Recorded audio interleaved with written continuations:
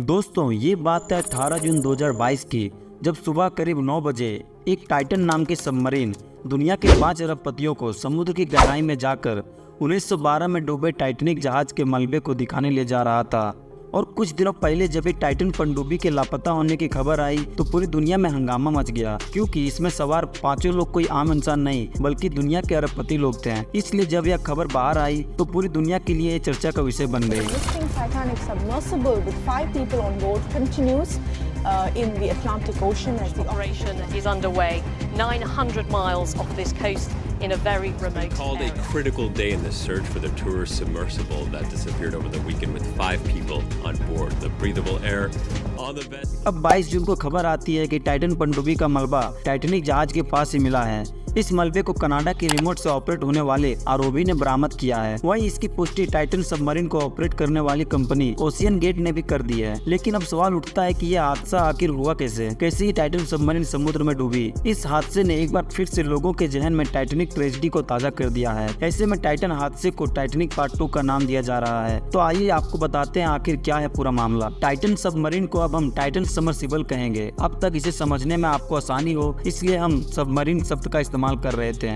दरअसल सबमरीन और सबमर्सिबल में डिफरेंस है। सबमरीन में खुद की पावर होती है। सबमरीन पोर्ट का इस्तेमाल करके खुद से समुद्र के अंदर जा सकती है और खुद से बाहर आ सकती है, लेकिन सबमर्सिबल ऐसा नहीं कर सकती। सबमर्सिबल को पानी के अंदर जाने के लिए और वापस आने के लिए एक सपोर्ट शिप की जरूरत पड़ती है, एक जहाज जो पानी के ऊपर मौजूद है और चीजों को कंट्रोल कर रहा है। टाइटन सबमर्सिबल के केस में इसका सपोर्ट शिप पोलार पेरिस जहाज था। इस पूरे ऑपरेशन को चलाया जा रहा था ओशियन गेट नाम की कंपनी के द्वारा, जिसके सीईओ स्टॉकटन रस थे। अब इस पूरी घटना को जानने से पहले इसमें मौजूद उन 5 अरबपतियों के बारे में जान लेते हैं कि आखिर वह कौन थे। और आपको ये जानकर हैरानी होगी कि इनमें से 2 लोग तो बाप बेटे थे। इन 5 लोगों में से एक थे ब्रिटिश बिजनेसमैन हामिश हार्डिंग। 98 वर्षीय British businessman Hamish Harding private jet बेचने वाली कंपनी एक्सन एविएशन के चेयरमैन थे। इन्होंने Antarctica luxury tourist company White Desert के साथ भी काम किया। इस कंपनी ने अंटार्कटिका के लिए पहली जेट सर्विस शुरू की थी। साल 2022 में उन्होंने ब्लू ओरिजिन फ्लाइट में एक अंतरिक्ष पर्यटक के रूप में ध्यान आकर्षित किया था। मीडिया रिपोर्ट्स के अनुसार हार्डिंग के नाम नॉर्थ और साउथ पोल के माध्यम से पृथ्वी का चक्कर लगाने का गिनीज वर्ल्ड रिकॉर्ड भी है। हार्डिंग ने नामीबिया से चीतों को लाने में भारत सरकार की मदद की थी। वो साउथ पोल की कई यात्राएं कर चुके हैं। अब दूसरा और तीसरा नाम आता है शहजादा दाऊद और सुलेमान दाऊद। इस सबमर्सिबल में शहजादा दाऊद और सुलेमान दाऊद भी सवार थे। ये बाप बेटे पाकिस्तानी मूल के थे। 48 वर्षीय Shahzada Dawood chemical to energy company Engro corporation के वाइस प्रेसिडेंट थे। Shahzada Dawood wild life photography के शौकीन थे। वही उनके बेटे सुलेमान दाऊद फिलहाल यूनिवर्सिटी के छात्र थे और अपने पिता के साथ टाइटैनिक का मलबा देखने के लिए गए थे। अब इनमें से चौथे व्यक्ति थे स्टॉकटन रस। टाइटन को ऑपरेट करने वाली कंपनी ओशियन गेट के फाउंडर और सीईओ थे स्टॉकटन रस। वे दुनिया के सबसे युवा जेट पायलट थे। 1981 में जेट ट्रेनिंग इंस्टीट्यूट से 19 साल की उम्र में उन्होंने लाइसेंस लिया था। और हाँ, स्टॉकटन रस इस पनडुब्बी के पायलट भी थे। इनमें 5वें और आखिरी इंसान थे Paul Henry Nargeolet. Paul Henry Nargeolet फ्रांसीसी नौसेना में पूर्व कमांडर रह चुके थे। 1987 में पहली बार टाइटैनिक मलबा देखने समुद्र में उतरे थे। उनको मिस्टर टाइटैनिक भी कहा जाता था। अब आइए इस घटना के पूरे मामले को स्टार्टिंग से जानते हैं। दरअसल इन लोगों ने कनाडा के न्यू फाउंड लैंड से 16 जून को अपने सफर की शुरुआत की थी। ये सभी लोग एक जहाज से पहले अटलांटिक महासागर में उस जगह पहुंचे जहां टाइटैनिक जहाज का मलबा मौजूद है। इसके बाद 18 जून को ये सभी यात्री सबमर्सिबल से पानी के अंदर उतरे। आपको बता दें कि टाइटैनिक जहाज का मलबा अटलांटिक महासागर में करीब 13,000 फीट की गहराई में मौजूद है, जिसमें कि लगभग 3 बुर्ज खलीफा आ जाएं फिर भी गहराई तक नहीं पहुंच सकेंगे। 18 जून की सुबह करीब 9:30 बजे ये लोग समुद्र की गहराई में उतरे और सुबह करीब 11:15 में ही पनडुब्बी का संपर्क इनसे टूट गया। 5 यात्रियों को शाम 6 बजे तक सतह पर वापस लौट जाना था, जिसके बाद शाम 6:30 बजे बचाव कार्य शुरू हुआ। पनडुब्बी में 96 घंटे की ऑक्सीजन थी। जब टाइटन सबमर्सिबल में संपर्क टूटा और वह अपने निर्धारित समय पर समुद्र के ऊपरी सतह पर नहीं पहुंची, उसके बाद तुरंत सर्च ऑपरेशन चलाया गया। अमेरिका और कनाडा की नेवी लगाई गई, लेकिन 4 दिनों तक कुछ पता नहीं चला। वही कंपनी का दावा था कि टाइटन पनडुब्बी में संपर्क टूटने के बाद से 96 घंटे की ऑक्सीजन थी। आखिर में 22 जून को अथॉरिटीज ने सभी यात्रियों को मृत घोषित कर दिया।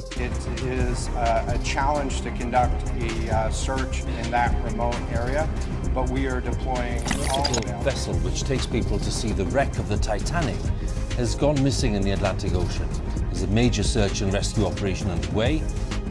लगातार चल रही तलाशी के दौरान उन्हें टाइटैनिक जहाज से कुछ ही दूरी पर टाइटन सबमर्सिबल का मलबा मिला। यूएस कोस्ट गार्ड और टाइटन को ऑपरेट करने वाली कंपनी ओशियन गेट ने इस पनडुब्बी में सवार 5 लोगों की मौत की पुष्टि कर दी। वहीं यूएस कोस्ट गार्ड के रियर एडमायरल जॉन माउगर ने प्रेस कॉन्फ्रेंस के दौरान यह स्पष्ट किया है कि टाइटन सबमर्सिबल में सवार 5 लोगों की मौत कैटास्ट्रोफिक इम्प्लोजन की वजह से हुआ है।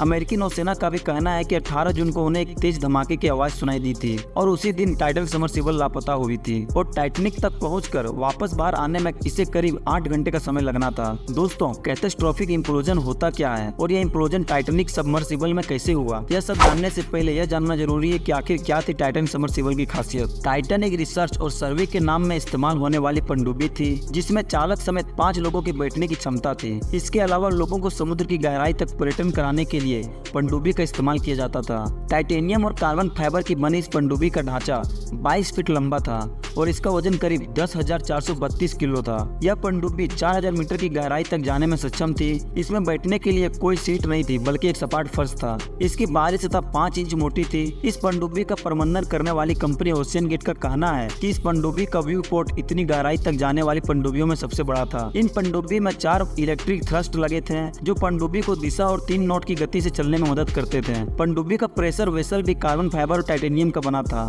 जिसमें 96 घंटे की ऑक्सीजन भरी होती थी। इस पनडुब्बी में एलोन मस्क की कंपनी स्टारलिंक सैटेलाइट टेक्नोलॉजी का कम्युनिकेशन सिस्टम लगा हुआ था। हालांकि अभी तक यह साफ नहीं हो सका है कि पनडुब्बी का कम्युनिकेशन किन कारणों से टूटा। पनडुब्बी के हादसों की अन्य वजह इसमें पावर फेलियर या सब कम्युनिकेशन सिस्टम की दिक्कत हो सकती है। तो आइए अब जानते हैं कि आखिर कैटास्ट्रोफिक इम्प्लोजन है क्या। दरअसल अंदर से बाहर की तरफ विस्फोट होने वाले को हम एक्सप्लोजन कहते हैं और जिसमें सिकुड़ के अंदर की तरफ ब्लास्ट हो उसे इम्प्लोजन कहते हैं। दुनिया भर के एक्सपर्ट मानते हैं कि टाइटन पनडुब्बी के डूबने का कारण कैटास्ट्रोफिक इम्प्लोजन ही है। दरअसल कैटास्ट्रोफिक इम्प्लोजन एक प्रक्रिया है और ये तब होती है जब किसी पनडुब्बी के अंदरूनी हिस्से में इतना ज्यादा दबाव बन जाता है कि वो बुरी तरह से डैमेज हो जाए और फिर काम करना बंद कर दे। हिंदुस्तान टाइम्स में छपी एक रिपोर्ट के मुताबिक ऐसी स्थिति तब बनती है जब किसी एक सीमित जगह पर जरूरत से कई ज्यादा दबाव बनने लगता है और पनडुब्बी में उस दबाव को संभालने की क्षमता नहीं रहती हो, तो इसकी वजह से अंदरूनी विस्फोट हो जाता है और इसमें पनडुब्बी क्षतिग्रस्त हो जाती है। तो आखिर समुद्र की गहराई में ऐसा विस्फोट कैसे होता है, आइए जानते हैं। विशेषज्ञों का कहना है कि समुद्र की गहराई में पानी का किसी भी चीज पर दबाव बहुत ज्यादा होता है। यह 4-5 हजार पाउंड पर स्क्वायर इंच तक हो सकता है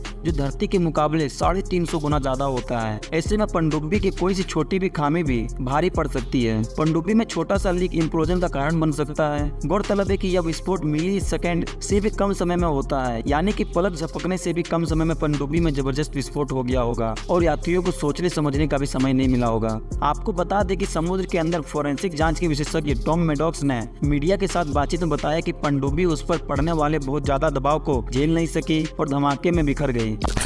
I believe it would be one that is up to the individual how they feel about it. I mean, I've had this discussion many times. अब इस पूरी घटना को टाइटैनिक जहाज घटना से क्यों कंपेयर किया जा रहा है, आइए उसके बारे में भी कुछ जानते हैं। दरअसल टाइटैनिक अपने समय का सबसे विशाल और आलीशान जहाज था। ये जहाज 10 अप्रैल 1912 को अपनी पहली यात्रा पर ब्रिटेन के साउथहैम्पटन पोर्ट से न्यूयॉर्क के लिए निकला था, लेकिन वो 14 अप्रैल 1912 को उत्तरी अटलांटिक महासागर में एक बर्फ के टुकड़े से टकराकर 2 टुकड़ों में टूट गया था और इसका मलबा 3.8 किलोमीटर जो कि लगभग 4 किलोमीटर की समुद्र की गहराई में समा गया था। टाइटैनिक में 2200 से ज्यादा लोग सवार थे, लेकिन हादसे में 1500 लोग मारे गए थे। इस घटना को सबसे बड़ी समुद्र घटनाओं में से एक माना जाता है। आज भी इस जहाज का मलबा समुद्र में पड़ा है और इसी मलबे को देखने के लिए लोग अक्सर जाया करते हैं और इसी के बीच ये टाइटन सबमर्सिबल की घटना हो गई और इन सारी घटनाओं से जितनी भी बातें जुड़ी थी वो सारी हमने आपको बता दी है। और टाइटैनिक जहाज की मिस्ट्री पर एक डिटेल में वीडियो इसी चैनल पर आएगी, तो अभी से इस चैनल को सब्सक्राइब कर लें और वीडियो को लाइक करना ना भूलें। मिलते हैं ऐसे किसी नेक्स्ट मिस्टीरियस स्टोरी के साथ।